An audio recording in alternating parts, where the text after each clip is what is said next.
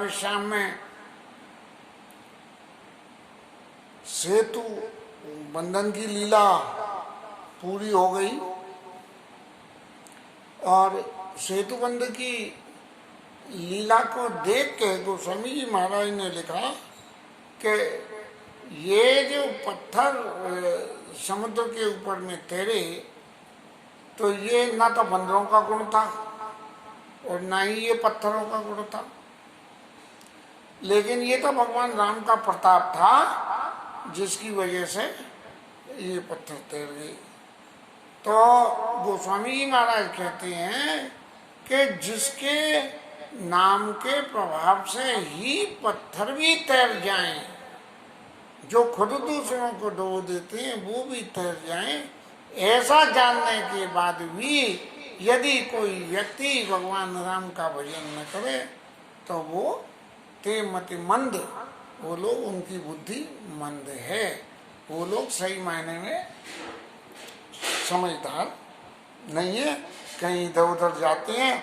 जब भगवान जिसके नाम की कृपा से ही सबका काम हो जाता हो, और जिसके नाम की कृपा से काम हो जाता हो उसे भी छोड़ के एक तो काम करने जाना पड़ता है, और काम करने के लिए प्रयास भी करने पड़ते हैं, लेकिन जहाँ नाम की बात आवे वहाँ एक बार नाम ले दिया सोई उद्धार हो जावे। तो ऐसी जो स्थिति हो उसे छोड़ के भी फिर दूसरे का ध्यान करें। कई दफे जीवन में, एक बार बाबूजी क्या करते थे कि ठाकुर जी की रसोई सेवा में जब सेवा करो और कोई विघ्न सा या समझ में नहीं आ रहा हो कि क्या करना चाहिए क्या नहीं करना चाहिए, तो भगवान का नाम लेके उस काम को करो, देखो सफलता मिलेगी। और व्यक्तिगत अनुभव में मैंने प्रत्यक्ष रूप से इस बात को स्वीकारने में मुझे जरा भी संकोच नहीं है कि भगवान का नाम लेकर कोई भी काम रसोई सेवा में जो मैं करता हूँ उसमें कभी कभार की तो बात दूसरी है, नहीं, सफलता हमेशा मिलती है। बांध से तो अति सुदृढ़ बनावा और देख कृपा निधि के मन भावा। अब जब पत्थरों को एक दूसरे से लगा के बांधा गया और खूब मजबूती पैदा कर दी, लेकिन सवाल एक ये खड़ा होता है कि जब कोई चीज जो खुद डूब जाती है, जब वो खुद तैरने लगेगी तो फिर उसको बांधने के लिए प्रयास कुछ कम करना पड़ेगा। और बांधने के लिए प्रयास करने का मतलब ये हुआ कि उसकी सीमाएं बांध दो, माने इधर से उधर से आगे से पीछे से चार तरफ से जो है बाउंड्री सी हो जाए, और बाउंड्री होके और फिर उसके बीच में भर दो, जैसे पुल बनाने में करती है। तो ये नल और नील चूंकि कलाकार थे, तो इनने अपनी कलाकारी में जरूर कुछ ऐसे पत्थर दूसरे बंदरों से ढलवाए होंगे जो नीचे जाके बैठ जाए, और फिर उनकी ओट में अपने तैरते हुए पत्थर बिछा दिए। तो ये जो क्रिया बनी, इसको बांध से तो अति सुदृढ़ बनावा और देखी कृपा निधि के मनवावा। ये इनकी बंदरों की कलाकारी देख के भगवान राम को बहुत अच्छी लगी, और फिर जब ये सब काम चल ही गया था तब चली सेन कछ बन न जाई और घर गई मरकट भट संधाई। जब ये देखा कि सब बन बना के तैयार हो गया तो बंदरों को आज्ञा दी कि चलो। वैसे बंदर तो ऐसी मूर्ति होते हैं कि इन्हें आज्ञा देनी नहीं पड़ती है, ये तो अपने आप ही एक जगह एक ठिकाने एक मिनट नहीं बैठ सकते हैं, उधर से इधर इधर से उधर करते ही रहते हैं। तो उनकी बंदरों की सारी सेना जो है वो पुल के ऊपर चलने लगी।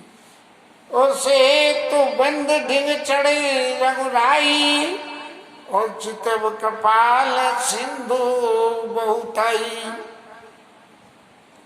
अब जब ये पुल बनाया गया तो पुल ऐसा तो नहीं है कि पत्थर जो है समुद्र पे तैर गए तो वो तैरते हुए पानी भी आ रहा है और पैर रखते हुए निकल जाओ, ऐसा तो नहीं होगा।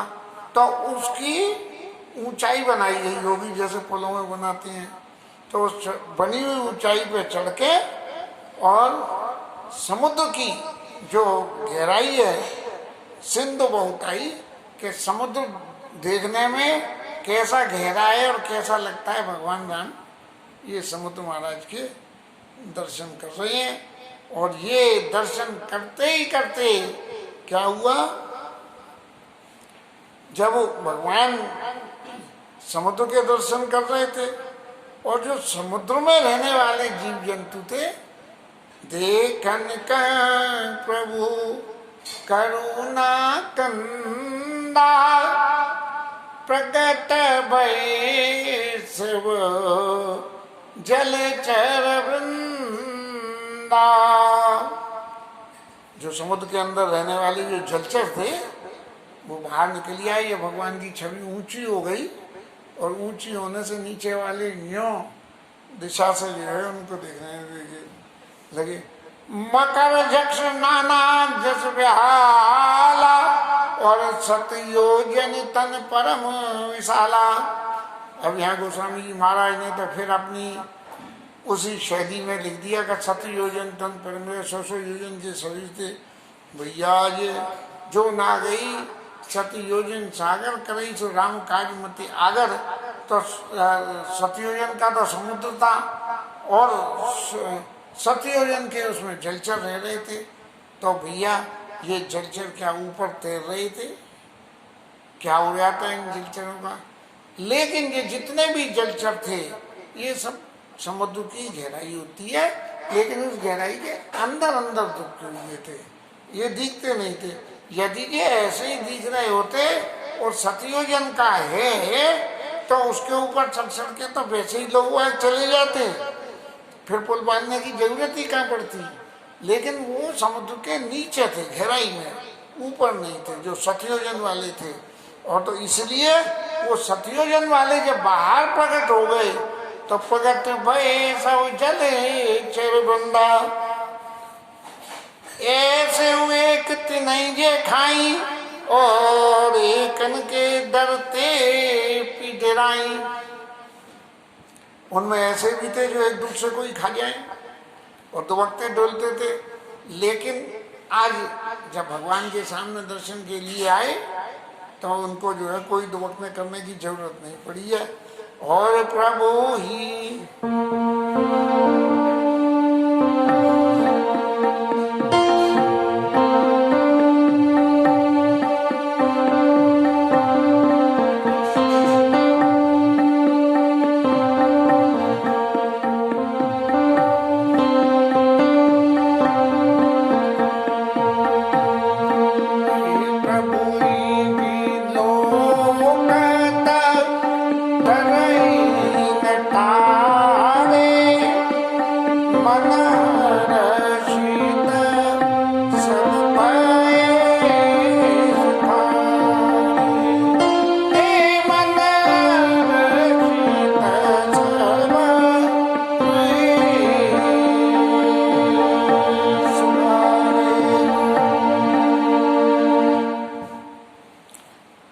ऐसे भगवान के रूप को दर्शन करके और इतने मस्त हो गए कि उन्हें कोई चीज भान ही नहीं गया कि हमारे बराबर में कौन सा दूसरा जानवर है जो हमें खा जाएगा क्या। जो स्थिति जनकपुर में स्त्रियों की हुई थी, जनकपुर वासियों की हुई थी, बिल्कुल वैसी ही स्थिति ये समुद्रवासियों की हो गई। भगवान का स्वरूप ही ऐसा है कि इस स्वरूप को दर्शन करने के बाद आंखों में कोई दूसरी चीज समाने का मन ही नहीं करता है। क्योंकि जब जनकपुर से दूत लौट के आए हैं और दशरथ जी को न्योता दिया है और दशरथ जी ने कही गए तुम उन्हें पहचानते हो, तो दूतों ने क्या कही कि जिनके जस प्रताप के आगे रवि मलिन शशि शीतल लागे, सो किमि कहिया नाथ किमि चीने, देखिया रवि की दीप कर दीने, और देख देव तब बालक दो, अब न आंख तर आवत को। महाराज अब दूसरा तो आंखों में आता ही नहीं है। ये तो दूतों ने वर्णन करा, जनकपुर की स्त्रियां प्रत्यक्ष रूप से ये कह ही रही थी सखी संवाद में। और ये क्या नाम है, जलचर, ये तो बुद्धिजीवी नहीं है, लेकिन फिर भी भगवान का स्वरूप ऐसा है कि भगवान के उस स्वरूप को दर्शन करके और ये सब कुछ भूल गए कि हम कहाँ हैं, हमारे बराबर में कौन है। और इतनी भीड़ हो गई वहाँ कि तीन की ओट ना देखी बारी, उनकी ओट में समुद्र का पानी ना दिखे। और मगन भई हरि रूप निहारी, मगन भई हरि रूप निहारी। ऐसे मगन हो गए बिल्कुल जाके कि किसी को कुछ पता नहीं लगा। चला कटक प्रभुआए पाई, को कहीं सके कभी दल में बुलाई।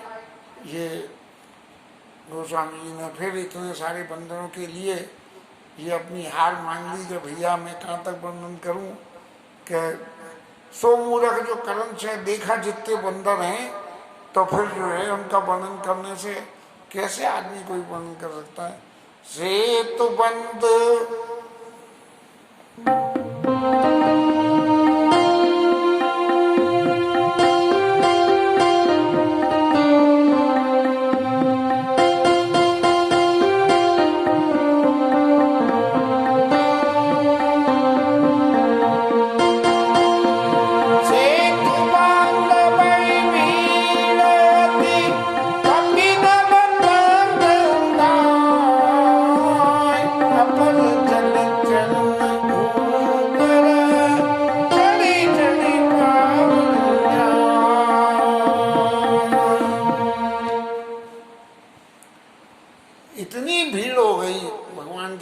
करने को समुद्री जीवों की कि बंदर तो वैसे ही जो है चतुर होते हैं, और 100 योजन के शरीर वाले, अब उन योजन के शरीर वालों के नीचे कितने तो दब गए होंगे और क्या हुआ होगा, लेकिन बंदर महाराज तो जो है उनके ऊपर चढ़ चढ़ के और भागते और कूदते कूदते कूदते ही समुद्र में से पार हो गए।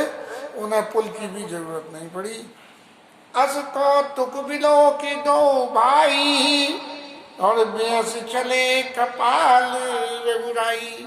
जब ये ऐसी हो रही थी तो बंदर इधर उधर से भागने लगे, तब भगवान जो है पुल के ऊपर रुके गए और सैन सहित उतरे रघुवीरा, कहीं न जाई कपिजू तप भीरा।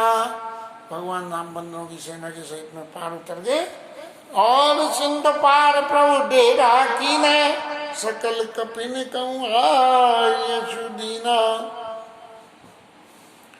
सिंधु पार आ गए, समुद्र के पार आके लंका के बाहर पहुंच गए मैदान में। समुद्र और लंका के किले के बीच में जो फाका होगा उसमें जाके बैठ गए महाराज। और जाके और फिर भगवान ने सभी बंदरों को आज्ञा दी। क्या दी है कि देखो अब सब यहाँ पार तो आ गए, अब क्या करो कि जाओ, तुम सब लोगों ने बहुत मेहनत करी है, जिस समुद्र पर पुल बनाया तो बहुत सारी मेहनत हुई होगी, इसीलिए सब लोग जाओ और जाके कंदमूल फल जहाँ जिसको जो मिले सो खाओ।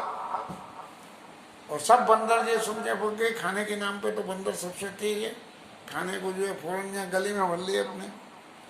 सब तरफड़े राम हित लागी, ऋतु और कुरित काल गत त्यागी। और लंका के बाहर जो जितने फल लग रहे थे वो भगवान की राम की सेवा करने के लिए, अपने जन्म को सफल करने के लिए, ऋत और कुरित के जाड़े में आम लगी आए और गर्मी में अमरूद लगी आए और संतरे उगी आए। ऐसी स्थिति बन गई। खाए मधुर फल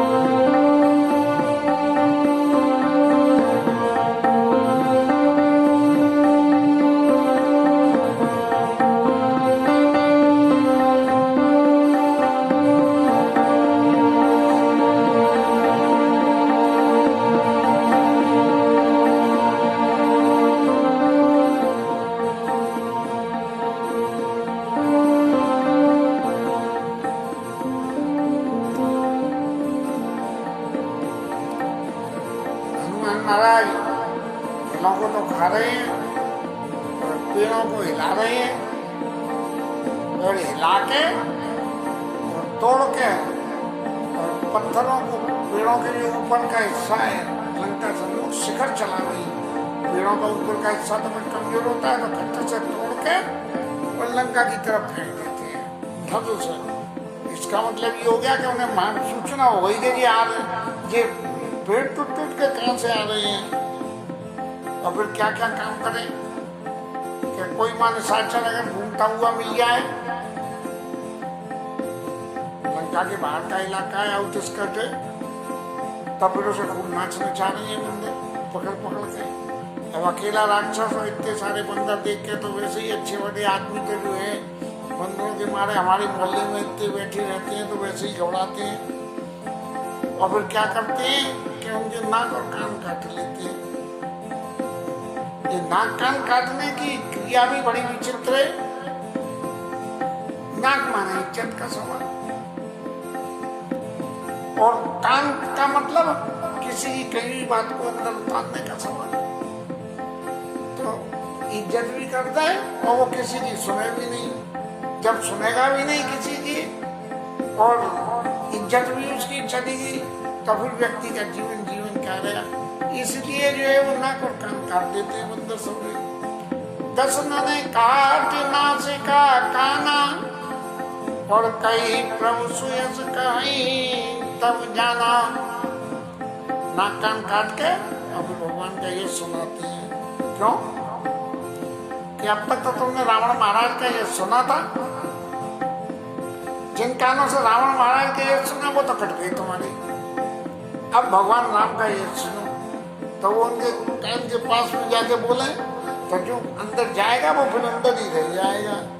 और जिन कर नासा कान निपाता तिन रावण कई सब बाता। जिनके नाक कान कर दिया उन्हें रावण के पास जाके और सबरी बात कह दी कि महाराज ऐसा ऐसा हो गया है क्या सबरी जो है फल खाए जा रहे हैं, पेड़ तोड़े जा रहे हैं, पत्थर हमारी नाक और कान दोनों काट दिए। ये रामदल की विशेषता देखो कि जो कुछ भी उद्यम करे तो सीधे नाक और कान काट दो। सुनत सुनत सबन बारी जीवनदाना और 10 मुँह बोली उठा अकुलाना। अब जैसे ही रावण को यह खबर मिल गई कि समुद्र बांध के पुल बना दिया गया तो रावण 10 मुँह से बोलता तो हमेशा एक ही मुँह से था, लेकिन इस बार 10 मुँह से रावण बोल उठा। और शायद ऐसा मैंने कहीं सुना भी है कि रावण को ये सूचना थी कि यद्यपि बंदर और मनुष्य दो को छोड़ के तेरा कोई अंत नहीं कर सकेगा, लेकिन जिस दिन तू अपने 10 मुंह से बोल उठेगा उस दिन तेरी लाइफ का काउंटडाउन शुरू हो जाएगा। ऐसी सी बात कई मनीषी लोगों से मैंने कभी सुनी थी, अब ये तो ध्यान नहीं है, लेकिन बांधो बन निधि निधि, ये रावण के नाम है। किन किन को बांधा? वन निधि नाम है, नील निधि नाम है रावण के चेहरे का, जलधि नाम है, सिंधु नाम है, बारिश नाम है, ये सब समुद्र के नाम है। और सत्य नाम है, तोय निधि है, कंपिति, उदधि, पयोधि और नदी। ये जो है 10 नाम रावण के 10 सुनिए। बांधो निधि निधि जलधि सिंधु बारी सत्य तो निधि कंपति उदधि पयोधि नसी। अरे क्या 10 मुंह बोल उठे? ऐसे जो है जब रावण को 10 मुंह से पूछना ना, तब जो है उसके मन में बहुत भारी विकलता हो गई, और विकलता होकर और निर्विकलता विचार बहुरी भैंस गए करी भय भोरी। अपनी विकलता को विचार करके और अपने डर को छुपाते हुए और घर चला गया। फिर क्या हुआ? और जब मंदोदरी ने ये सुना कि भगवान राम जो है सिंधु के इस पार आ गए और उन्होंने तो खेल खेल में ही समुद्र बांध दिया, तो फिर रावण महाराज को हाथ पकड़ के घर में लेके आई। कर गई पति भवन ने जानी और बोली परम मनोहर वाणी। बड़े मीठे स्वर से रावण को समझाया है। और क्या समझा रही हैं? चरण न आई सिरे अंचल रोपा, पैरों में चरणों में सिर नवाया और अपना इसे मांगने के लिए ऐसे अपना आंचल को फैला दिया। और सुनाऊं बचन पिया परिहरि को पा। आप क्रोध को छोड़ के महाराज मेरे वचनों को सुनिए, ऐसा जो है रावण से निवेदन किया है। और नाथ भयरु की जियाताई सो बुझ बल दीती सकिय जाई सो। महाराज उससे ही बैर करना चाहिए जिससे आप अपने बल पे, दूसरों के बल पे नहीं, अपने ही बल पे जीत सकते हो, ऐसे से। और तुम्हें रघुपति अंतर के कलख द्योत दिन कर जैसा। भगवान राम और तुम में कितना फर्क है कि जुगनू और खल खद्योत दिन करें जैसा। सूर्य और जुगनू में जो फर्क है वो तुम्हारे और उनके बीच में फर्क है। भैया ये मंदोदरी को इतना गुण कहाँ से आ गया? ये मंदोदरी का इतना गुण भी भगवान की कृपा से ही आया। क्यों?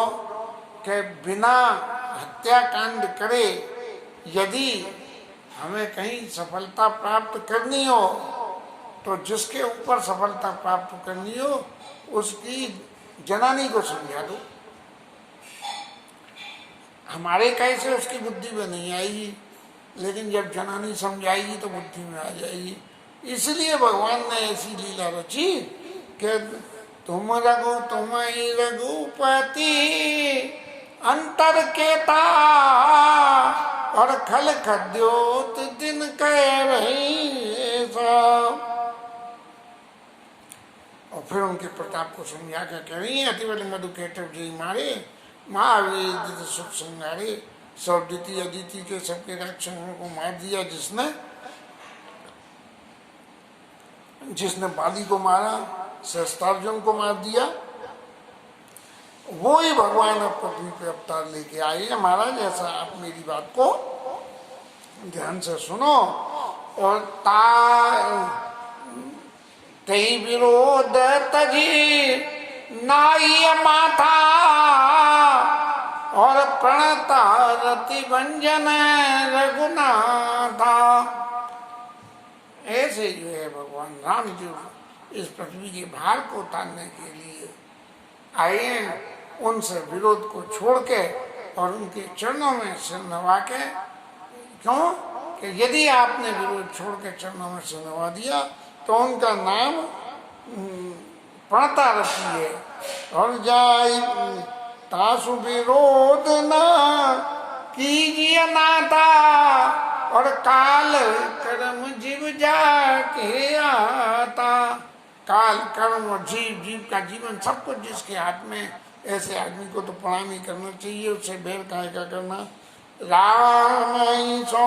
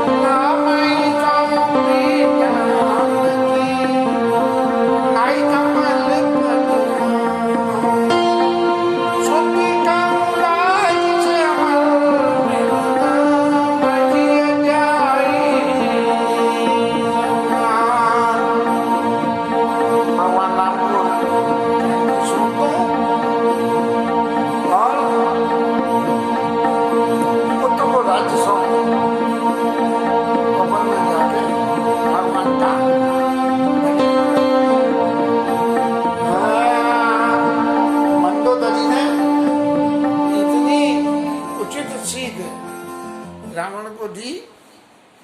और इसी का आगे का हिस्सा कुछ और भी है जिसकी व्याख्या कल करनी पड़ेगी। आज तो समय पूर्ण हो रहा है। इसके साथ ही आज की कथा विश्राम और हरि नाम कीर्तन करेंगे।